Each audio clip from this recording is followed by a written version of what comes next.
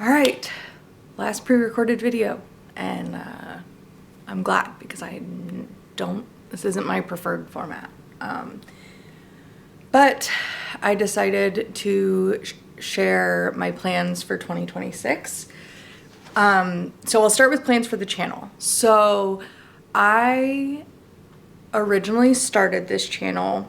I was on Sprints one day talking with Allie, and I wanted a place where I could record my thoughts on a book when I would finish it, because I was finding, as I increased my reading, I was having trouble like remembering details of books, and I like doing that, and why I liked a book, why I didn't like a book. So I mentioned that, and then a little bit later, it was like talking about wanting to do sprints, and I do sprints every morning with myself because Pomodoro timers and body doubling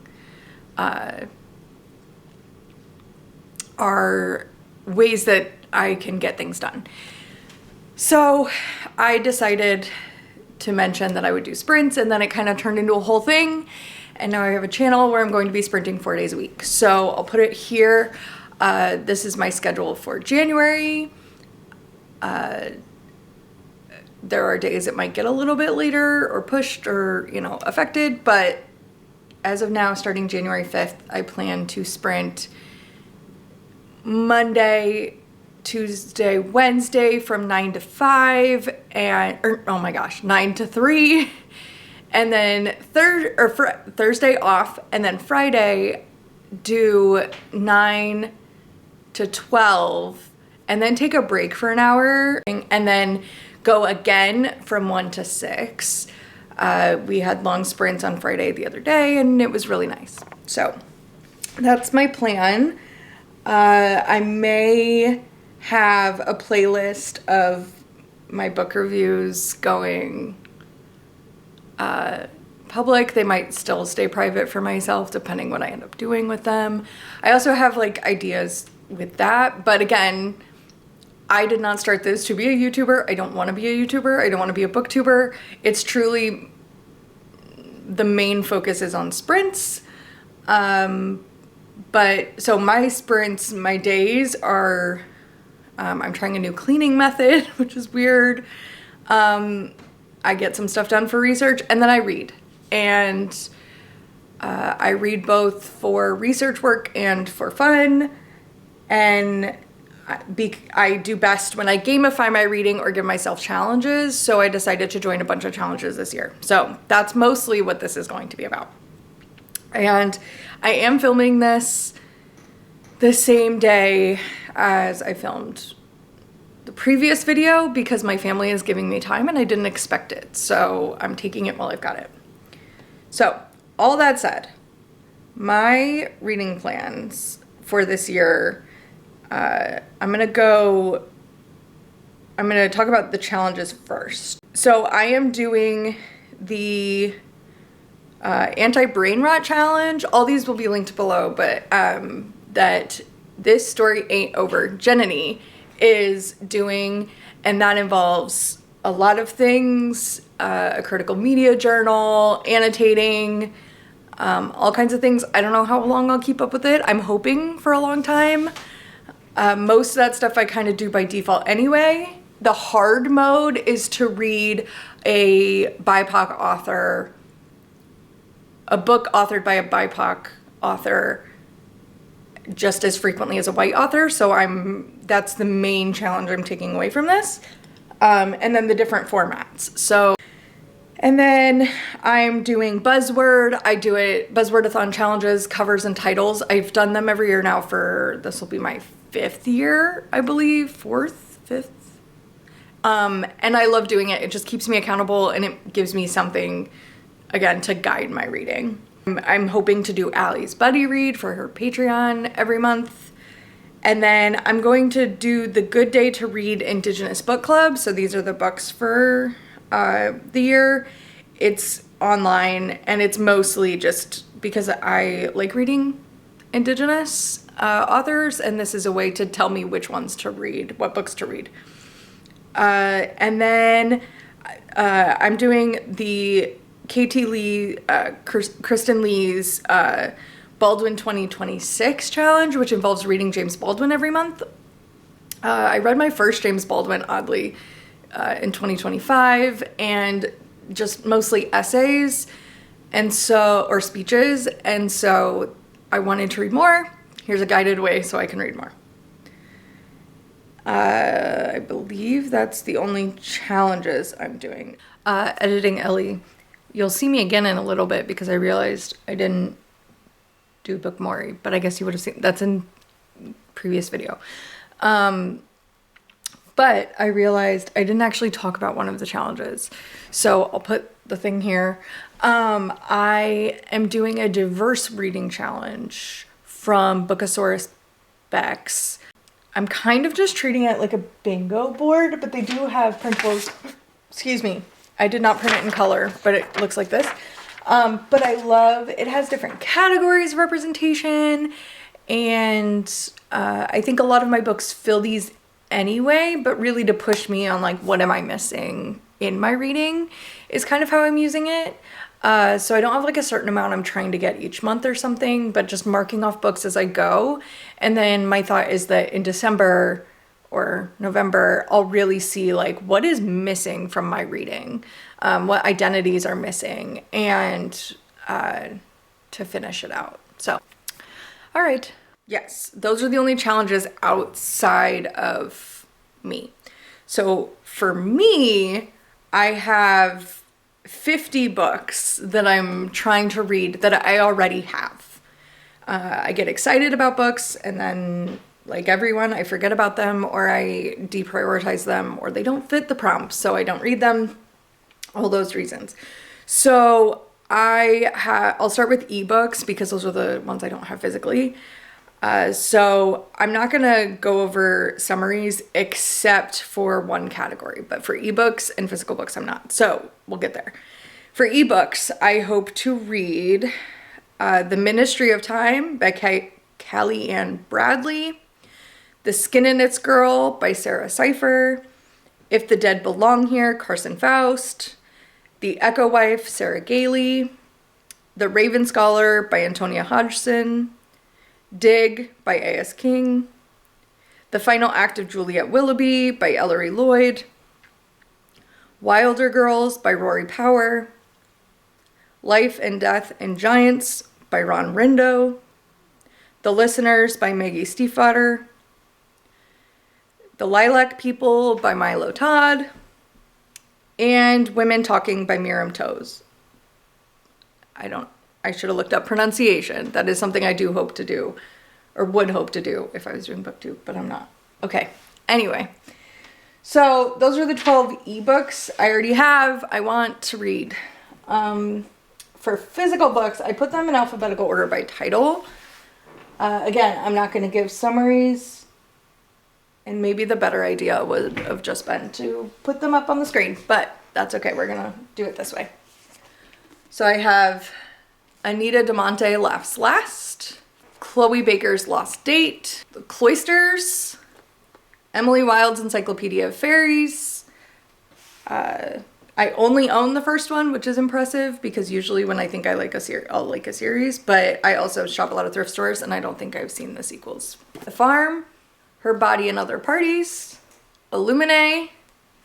Mostly I want to read this because I bought it and then learned that I do not like Jay Kristoff, so I don't want to get rid of it before reading it, so I'm going to read it and then get it off my shelf. The Kingdom of Copper. I read City of Brass this year and loved it, so I want to continue. A Lady for a Duke. The Liar's Dictionary. Luster. Magic Hour. Mary Jane. Matrix. Mexican Gothic. Mrs. Dalloway. My Lovely Wife. Native Nations, A Millennium in North America. Native Tongue. On Earth We're Briefly Gorgeous. The Shadow of the Wind. The Song of Achilles. Sorrow and Bliss. Unheard Witness, The Life and Death of Kathy Leisner Whitman. Wrong Place, Wrong Time. And You and Me on Vacation. I intentionally bought this version when I was in England.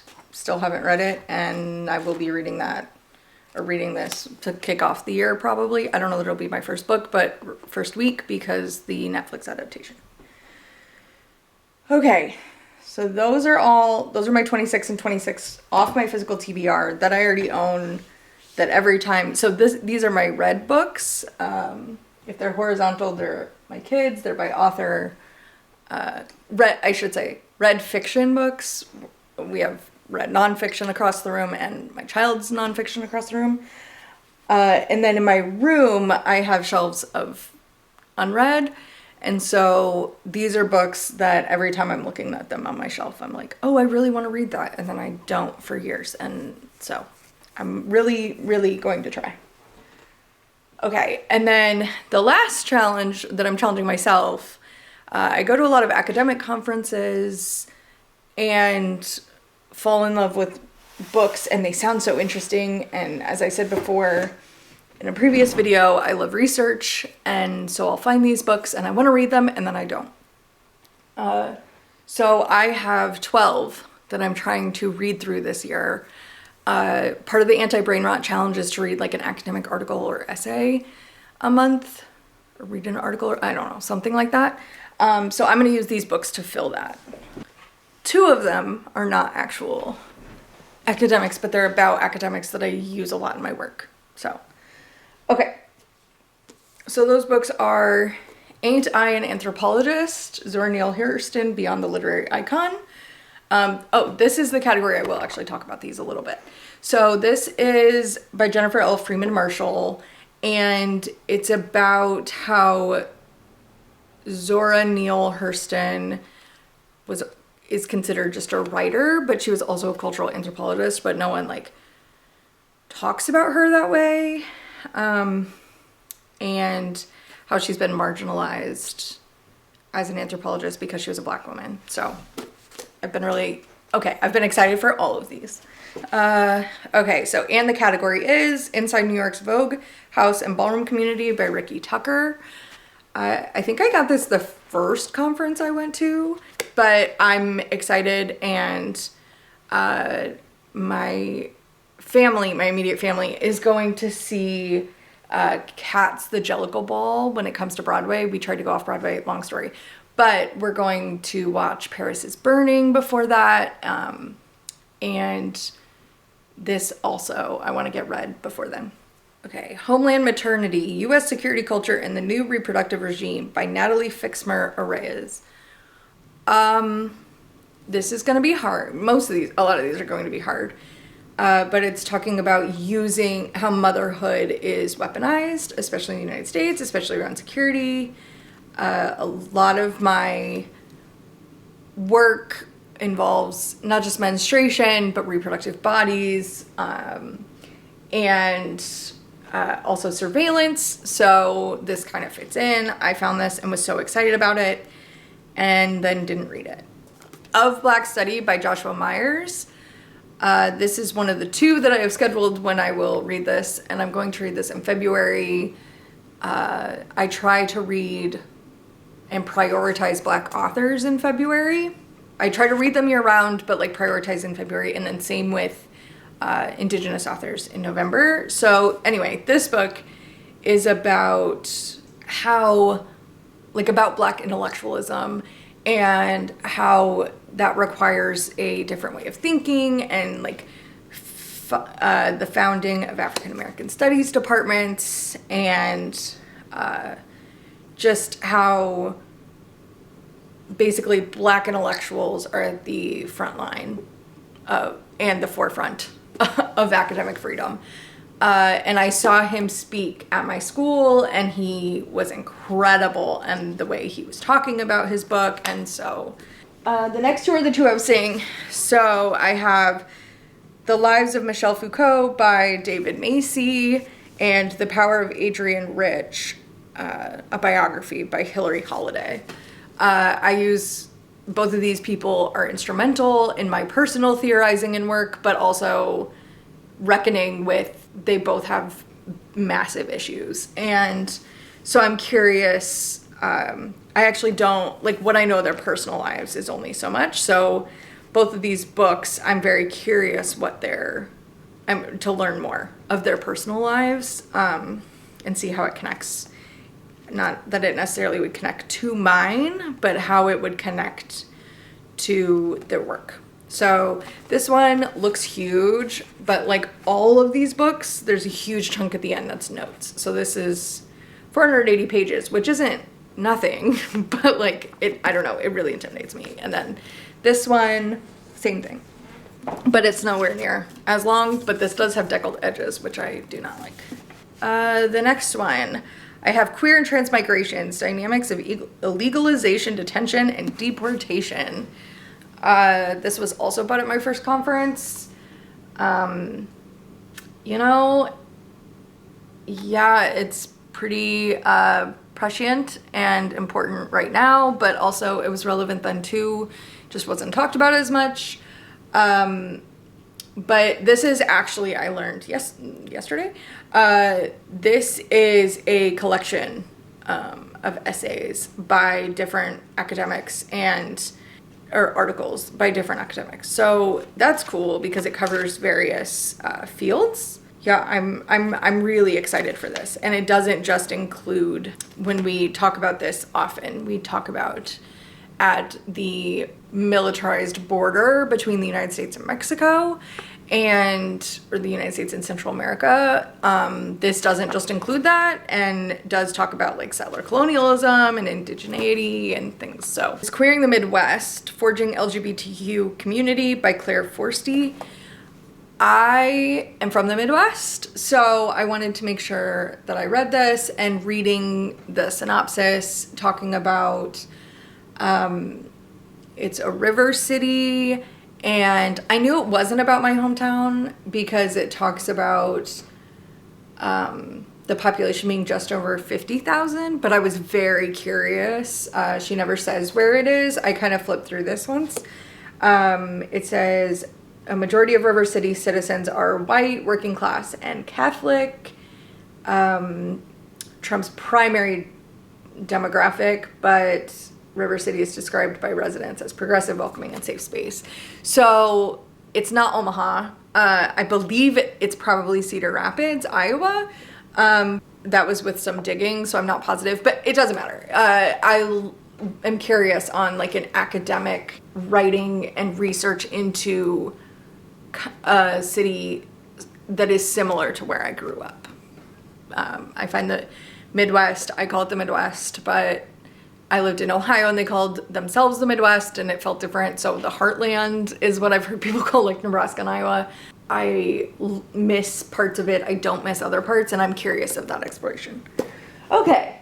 The next one I have is called Race and Time, American Women's Poetics, From Anti-Slavery to Racial Modernity by Janet Gray. This one's unique in that I do not read much from English literature academia, but I will be reading this one. And the reason I will be reading this is Janet Gray was one of my professors, and I've done work with her, or like she's helped me through a project that I was working on. And she is one of the first white people to write about whiteness. She published a book that I have on ebook that is about examining whiteness and essays on whiteness instead of just seeing it as like the default. She co-wrote with another professor of mine, Leanne Francis, and I was curious as how she did that when in like the 1960s.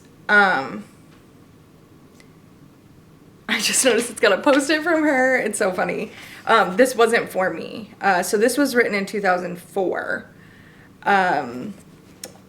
But I have talked to her about this, about how a lot of this came from projects that she worked on from the 60s to 80s. So yeah, I'm just curious to see what, I don't know. I don't really have much expectations. But I do know when I flipped through this one time, it was talking about embracing nonsense in childhood, and that's something I've been kind of exploring. And then also about Unitarians, and my husband and I are Unitarian Universalist. So yeah, curious. Okay. this next book, Scarred, A Feminist Journey Through Pain by L. Ayu Saraswati. This is what I'm reading in the book I'm going to read for January. I feel like there was a reason why, and I don't remember, but I have been so excited to read this. It's pretty short and big font, but I went to this author talk at a conference, and I think I just like stumbled in, or I was there for someone else. I don't know. And it just felt so relatable to me. And now, having gone through a year of discovering chronic pain and issues and stuff, I'm kind of curious what she talks about and how she talks about it differently. So, okay, 2 more. A Sugar Creek Chronicle, Observing Climate Change from a Midwestern Woodland by Cornelia F. Mutel. This is similar to Queering the Midwest, and that I'm curious of a Midwestern perspective, but this also, funny enough, takes place in Iowa. And so I did live in Iowa, but I only lived in Iowa for 3.5 months, I think, 4 months. But yeah, just, it's similar to, I grew up in eastern Nebraska, so right next to Iowa. So I'm curious, just another academic perspective of quote unquote home. Okay, and then the last book I have is Super Freaks, Kink, Pleasure, and the Pursuit of Happiness by Ariel Greenberg.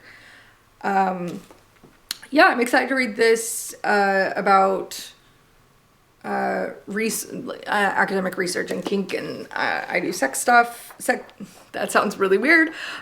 Some sex research stuff and my sex education background, and I find it so interesting, especially from a professional background. And so I think people, when they hear that I do sex ed or sex research, they assume that I'm partaking in all of these things all of the time, and it's a very weird assumption to make.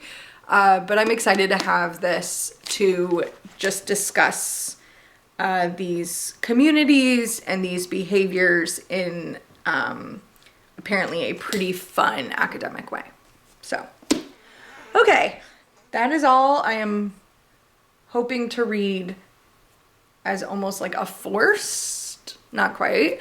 I made a little graphic for my January TBR, and I hope to make these pretty much every month, but it's not really, it is my TBR. It's got the Ally Buddy read, the 2 books I'm planning on reading for the Buzzwordathon, the book for Baldwin 2026, the Indigenous Book Club. There's 6 books on there. Okay. And the academic book probably. So they encompass all these challenges, and then anything else I read is bonus. It sounds like a lot, but these are also all books I really do want to read. So yeah, if you're doing any of these challenges, please let me know. But mostly I will just kind of be around trying to put my house back together from December and reading. So thanks.